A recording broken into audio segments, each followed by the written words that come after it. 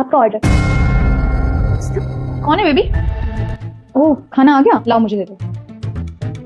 Payment तो हो गई थी ना? हाँ, पेमेंट ऑनलाइन हो गई थी। मैं चलती हूँ।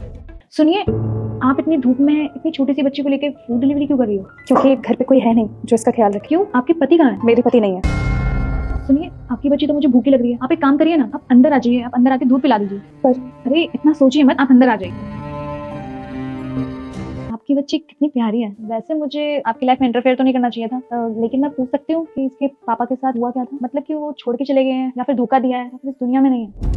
इस दुनिया में तो है वो, लेकिन मेरे साथ नहीं है। वो अपने बॉस के साथ चला गया। क्या? मुझे कुछ समझ में नहीं आ रहा है। एक्चुअल में आपके साथ हुआ क्या है? समझ तो मुझे भी नहीं आ रहा था, लेकिन अब सब कुछ समझ में आ गया है।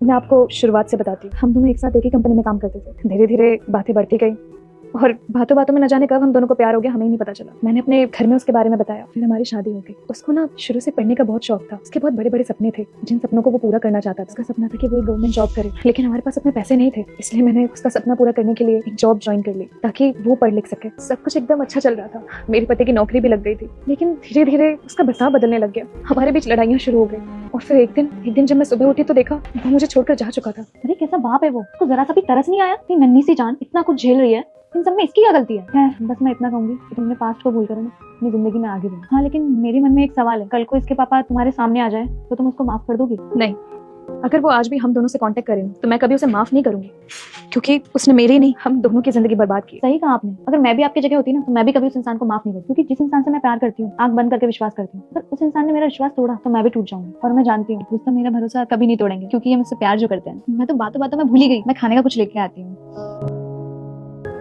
सुमन, तुमने क्या हालत बना रखी है?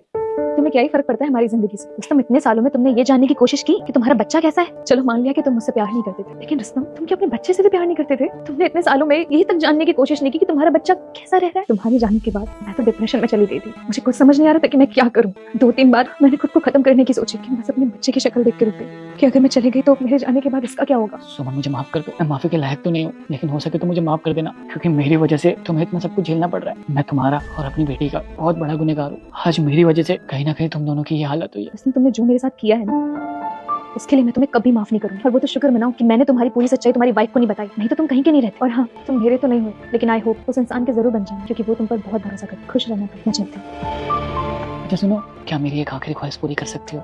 मुझे इस बच्चे को अपने गले से लगाना है। नहीं रुस्तम, तुमने इस पर से अपना हक खो दिया। सुमन, सुमन!